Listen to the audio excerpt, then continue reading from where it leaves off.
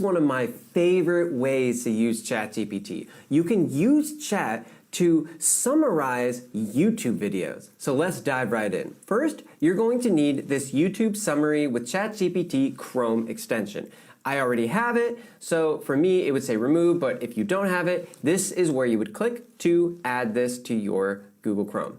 Next, you go to a YouTube video. I have this how do you replace a broken door, and with the Chrome extension installed, this will appear and you can click here. The entire video will be transcribed. You can hit copy and then we jump over to ChatGPT to summarize. I'm going to paste in the YouTube video and ask ChatGPT to summarize the text into a 5 bullet point list. Here we see this is a pretty long video. I think it was about 15 minutes. That would take me, well, 15 minutes to watch. But here ChatGPT is able to summarize this into 5 bullet points. You can experiment with how many bullet points you want to use.